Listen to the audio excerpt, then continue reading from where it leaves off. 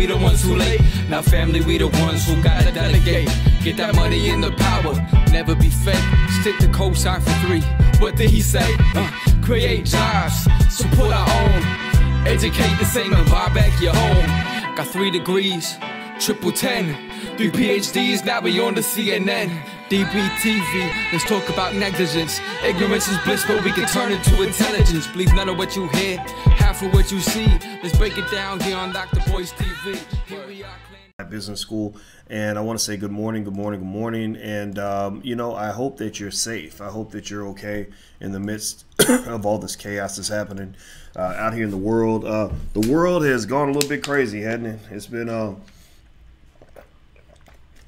sorry, I wanted some water so my throat will be clear. So yeah, these are very strange, very unprecedented times. There's a lot happening that I haven't seen in my lifetime, that I don't know if we're going to see in 50 lifetimes. And I think that there's a point where you know, as the dust settles and you know, the smoke clears and the chaos dies down, that you start to find a way to have what what would be considered to be rational conversations about what the end game is. You know, because here's the deal so far. Let me just tell you the real truth so far in terms of what I'm seeing with all the chaos and everything else. Black people have been used. Black people are being used right now. We are pawns in a global chess match, between the left and the right. You know, it's a chess match between the socialists / communists and the capitalists. You know, it's a battle between you know, the fascists and Antifa. And if you don't know about Antifa is one of those groups that, you know, just keep showing up to these black protests that are supposed to be peaceful, and they're burning things to the ground. They are putting people's lives at risk. They're causing the cops to fire rubber bullets on your black butt. You know, and I ain't never been hit by a rubber bullet, but I hope I never need to know what that feels like. Because I'll tell you what, you know, I know the last time Louisville, Kentucky, from what I recall, the last time there was a big protest in Louisville, I actually was the catalyst of that protest. I'll just say it like that. Judge Olu Stevens was in big trouble, or getting a lot of heat back, because he wasn't sending black men to prison who were convicted by all white juries. So of course, you know, the hillbilly rednecks down in Kentucky decided to put the pressure on him. So I went by and stood by my brother in that situation, and I'm glad I did, and I think it made a difference. And it wasn't anything like what you're seeing right now. Nothing like what you're seeing right now. In this situation, you're seeing you know, anarchists, you're seeing anonymous. You're seeing, you know, lots of left-wing organizations that have almost been prepared in a military-style fashion for what they're seeing right now. You know, like they're just, it's almost like they've been waiting for it to pop off. So, you know, after the murder of George Floyd kind of set it off, suddenly you've got instantly buildings being burned down in all these places with no black people. Did anybody else notice that? Give me a yes or no if you noticed that. Did you notice how the hell they having black protests on behalf of a dead black man in Des Moines, Iowa? Like, since when did white people in Des Moines, Iowa, or black people for that matter, for anybody, care about a dead black man? I remember years ago having, you know, I remember screaming at the top of my lungs back in like 2006, 2002, 1998. You know, 2010, about all the dead black men being killed and what the police were doing to black men. I remember screaming about this, and wasn't nobody listening. Wasn't nobody trying to hear nothing about a dead black man. Nobody gave a shit. Suddenly, you're seeing protests in Berlin. I'm like, hold up, wait. Skip, something's going on. I told you guys. You know, I told you, you know, from the beginning, I'm not a conspiracy theorist, but I know conspiracies are real. I'm not a conspiracy theorist, but I know conspiracies are real. And in this situation, just like when I told you guys about what was going on with the whole pandemic scenario, where I told you from the jump when they said 2 million deaths, I said ain't gonna be no damn 2 million. It's gonna be about 1/10 of that, if that, right? And it wasn't. It was actually 1/20th of that, right? Well, same thing is true here. I smell a rat. I smell some BS. I smell a scenario where black people are being used as pawns in a bigger game. And so I'm not saying that I'm necessarily against the bigger game. I personally think capitalism does need to be checked. I do believe that the federal government needs to be dealt with. I believe that we have fundamental issues that need to be addressed when it comes to the police state and the disrespect officers are allowed to show to American citizens. What I don't want to do, though, is have black people get rode like a damn horse to the finish line, and then when you get to the finish line, don't nobody really want to congratulate the horse. Nobody wants to give the horse credit for his hard work or get, no, the prize money don't go to the horse. The prize money goes to the jockey. The prize money goes to the owner. And unfortunately, right now, black folks are being ridden like a horse, right? Like, yeah, we're mad about that dead black guy. What's his name? George. That was his name. That was his name. Giddy up, Negro. Giddy up. Right? Like they're riding you to the bank, to the finish line in a bigger game. So it's fine if they want to use us for the bigger game to a point. It's okay to be used, to a point, right? The question is, are you using them too, right? It's okay, in business, for example, people use me all the time. I'm okay with being used, but we better be using each other, because if you using me and I ain't using you, then that goes from being good sex to becoming sexual assault. that goes from us making sweet love, in a quid pro quo kind of fashion, to you basically like doing something to you, violating me, right? So black folks tend to get violated. If you look all throughout our society, we get used in every single category. The public schools don't want to really educate you, but they need the black kids in those schools so they can get that bread for putting your son in special education, because that gives them double bread. The white folks in those little hick towns, they got all the prisons, like upstate New York and upstate Illinois. They don't want the black people in town so they can become full participants in that community. They want those black bodies in those prisons so they can get that federal money. The NCAA doesn't really want your black ass on college campuses. Places like USC don't hire black professors. They don't really care much about bringing in African American students to do biology, but they will go through every hood in America to scour for the next 6'7" superstar phenom that they can put on the basketball court and make $1 million from him. The list goes on and on and on. A lot of the businesses in your communities don't care nothing about your community. They don't want to see your community prosper. They're not standing by you in the midst of all this chaos. They're just there to scoop up a bag of money and bounce, right? So my point is to say that you get used in every single category of life, and being used is not the crime. The crime is that you're not getting something out of the deal. So let me dig into Bob Johnson. This is the reason I brought you guys here today, to talk about this. Bob Johnson is calling for $14 trillion in reparations. Bob Johnson, BET founder Bob Johnson. Now, did anybody give me a yes or no if you heard about Bob Johnson's call for reparations? Anybody heard that? Give me a yes or no in the chat if you heard about Bob Johnson's call for reparations. I'm gonna she's got me drinking my emergency every day because she don't want me to get corona or nothing. So let me drink this right quick. Well, some of it. So Bob is calling for reparations, which I think is good. I think it's a great thing. Reparations has been probably one of the biggest no-brainers in American history. Reparations has been that sort of thing where the answer is duh, right? When you bring up whether or not black people deserve some sort of compensation for what we've gone through in this country. Anybody who doesn't see that black people deserve reparations, like Joe Biden said in his stupid little interview with Charlemagne, where he was, saying all that dumb stuff that he said, like he said, if you don't understand this, then you ain't black. Well, I'm gonna just say it straight up. If you don't understand it, then you ain't got a brain in your head, because black people, we know if anybody deserves any form of reparations, anybody in American history and world history, it's us, right? We're at the top of the list. We should be at the front of that line. So Bob Johnson today the BET co-founder, goes out and makes an announcement that there should be reparations paid for slavery. And what I like about Bob's statement, it's coming from Bob, right? Which has baggage, right?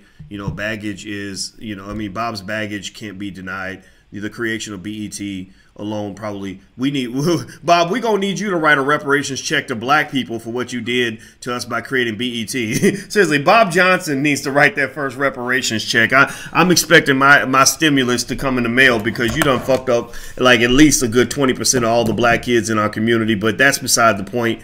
I think that this is a good opportunity for us to come together as opposed to necessarily dwelling on past sins. One thing about Bob as well is that Bob is a businessman, and sure, Bob has done some things that I can never co-sign on those things that Bob has done. But just because you don't agree with somebody in a lot of areas of life does not mean you can't have space to come together and figure things out. Let me give you an example. The Jewish community, if you read the book, in the Black Business School, we have our students read a book called How the Jews Invented Hollywood, because we're building a Black Hollywood right now. You guys know this. We do Black Movie Night. Tens of thousands of you have come through for Black Movie Night. We're building an industry. That's what we're doing. That's how you build an industry. That's how you build an economy. And one of the things about the Jewish community is that the Jewish community had a lot of division. You'd be amazed. I mean, everybody thinks the Jews are all in lockstep on every issue. They're not. They have a lot of division. They have liberal Jews, conservative Jews, East Coast, West Coast, whatever, and Eastern European Jews, and I don't even know all the different angles that culture goes. But the point of the matter is this: the Jewish community had a lot of division, and despite the division, they were able to come together when they realized, wait a minute, Hitler wants to kill all of us, right? Hitler wants to exterminate all of our Jewish asses. And so we need to find a way to find common ground. So instead of me remembering the reasons why I don't like you, I'm going to try to start the conversation by remembering the things that we can actually agree upon and work together on. So I'm not into cancel culture. I'm not here to cancel Bob Johnson. I'm here to say that this man had a good idea, and a good idea does not become a bad idea just because of who said it. So I kind of need you guys to open your mind on that. So I hope you'll consider the fact that despite what you think about Bob Johnson, I hope we can agree that his call for reparations is a good one. I hope you can agree with me that Bob Johnson is correct, that that reparations are due, that they should be substantial, right? The only people that have been really speaking on the $14-15 trillion level have been people like Dr. Claude Anderson. So I commend Bob for that, for the fact that it sounds like he's listening. He's listening to, I think Jason Black mentioned that as well, and I agree with him. I've mentioned 15 trillion. That's been my number, 15 trillion. I'll settle for 14. That's fine. But I think it's good that we're having these tough conversations. And what I like about what Bob has said is that Bob has basically laid down the gauntlet for all your so-called liberal allies.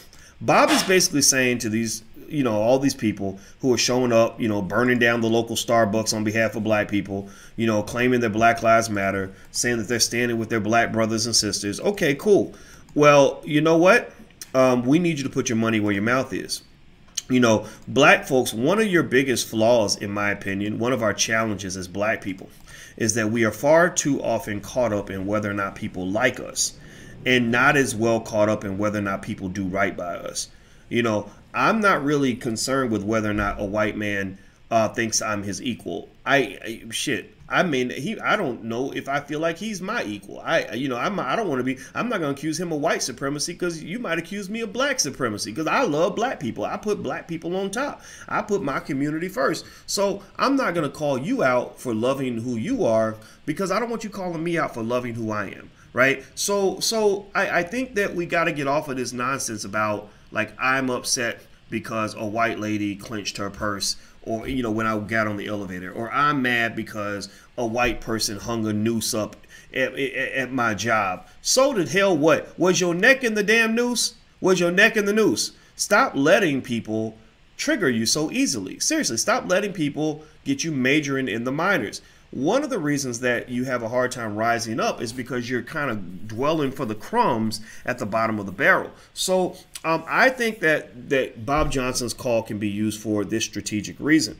Not only does it allow us to check the allies and say, or so-called allies, I'm not a believer in allies. They're going to have to make me a believer. You know, I've dealt with too much from white folks to really trust, to be honest with you. I know nice white people, but on a systematic level, I have just found that when it comes to really sharing the resources, they're just not real friendly about that. And they'll play dirty with your ass. They will play dirty with your ass to protect what's theirs, right? So, but I will just say this. I would love to see Bob Johnson and invite Dr. Claude Anderson, for example, to sit down with Joe Biden and talk about what the black agenda has to look like in order for you to get the black vote. Maybe you can even invite Diddy, but you got to invite some smart people. You got to invite, not that Diddy ain't smart, but Diddy's smart when it comes to singing, dancing, and selling vodka. We need some people that are smart when it comes to economics, smart when it comes to education. You got black scientists, sociologists, doctors, lawyers, professors out here who can really lay down a clear and specific agenda, but instead you always lean toward the celebrities. Well, that's an insult. That is an insult. That is an absolute insult, because basically you're saying that black people really aren't equal to white people. So I kind of want to see, I like what Bob is saying. I think it's good. It follows in line with what Dr. Claude Anderson has been saying for like 30 or 40 years. So we must give credit where it's due. I think this is the right time to mention this. We just spent $3 to $5 trillion on the stimulus package. Well, then you got the trillions necessary to pay black people back. You can get it done. This is a great country with lots of willpower to do all the things it wants to do. You talk about how great America is. You want to make America great again. Well, if you really want to make America great again, then pay your motherfucking debts. Seriously, if you want to make America great again, then pay black people what you owe.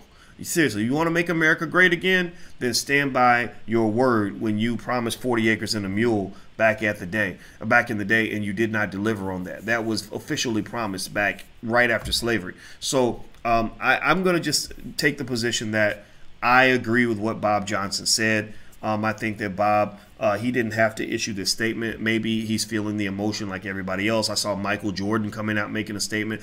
I really encourage you to try to at least be open-minded. You could be critical. Like, we could be critical of black folks who are doing things that don't make any damn sense. But I encourage you to be somewhat open-minded, to at least listen. You ain't got to like somebody to at least hear what they have to say, because they might have a good idea. I know we live in cancel culture. We live in culture where people live in silos and vacuums, and they don't hear anything outside the silo. But I'm just going to encourage you guys, because you're here, you're different, you're special. This is a platform for intelligent black people. I'm encouraging, not telling, not ordering, but encouraging all intelligent black people to at least make a commitment to hearing all the ideas, even if they're coming from some black folks that make you cringe. For example, I'll hear Roland Martin say something. I'll be like, oh Lord, here we go again. But then I'll be like, damn boys, that was a good idea. You need to support that. I'll be like, okay, all right, it was a good idea, right? Or Jamel Hill, or some of the more integrationist type black folks that we may not align with, because I'm a builder. I believe in black independence. I believe in black strength. I believe in building black communities. My tenets are very, very basic. Black people should educate our own children, create our own jobs, and support black businesses. And then also on top of that, we should be policing our own communities. I'm a believer that that begging for a seat at the table is never going to be as fulfilling as building a damn table. So I would like to get with some table builders and start seeing what beautiful things we can create as black people working together, as opposed to always sitting around waiting on a white man to decide that he's going to open a goddamn door. Fuck you and your door. You can keep that motherfucker shut all day if you want to. Put a double bolted lock on that motherfucker, because I'm not even going to knock at the bitch. I'm not knocking. I'm not trying to get into your house.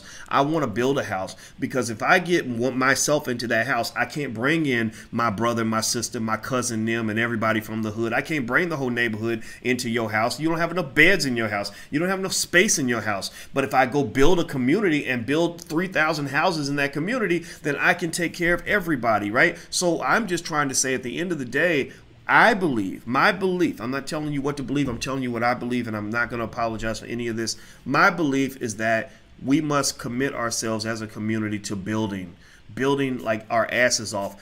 acquiring resources, owning assets. We can buy shares of stock. You can invest in things like the Tulsa Fund. Go buy some real estate. Like own you some property, man. Start you some businesses. Teach your kids how to be entrepreneurs before you teach them how to be basketball and football players. Like that's what's going to make us great. So that's my long-term vision for the community. I support what Bob Johnson said. I think that what he said was great. I think 14 trillion is a nice number to start with, and I believe that we should have the right people at the table when those negotiations happen. And I'll say this: Joe Biden, as much as he might want to get behind the social angle of what's happening with these protests, and from a social perspective, support black people, I need to see him really support black folks from a relevant and economic perspective. Don't tell me how much you like black people or how much, George Floyd's life mattered. We know that his life mattered. My question is, are you going to share some of that wealth that you stole from black people for all those years? Because we really don't really care if you think our lives matter one way or the other. We know our lives matter. We just want assets and resources that allow us to build. So anyway, I'm out of here, guys. I hope you guys have a good day. I had some crazy trouble with the live stream. I don't even know how much of this you guys heard, but hit the thumbs up button, share, and subscribe button. If you haven't done it yet, please hit that thumbs up button before you go. And also make sure you subscribe. And if you want to learn to buy your first share of stock and you haven't done it yet, you can do so for free by visiting firstshareofstock.com. That's firstshareofstock.com. See you guys soon. Have a good day. I love you. Peace.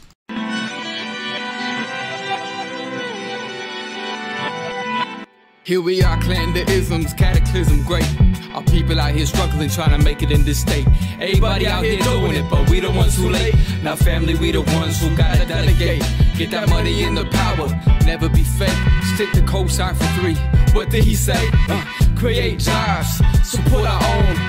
Educate the same and buy back your home. Got 3 degrees, triple 10. 3 PhDs, now we on the CNN.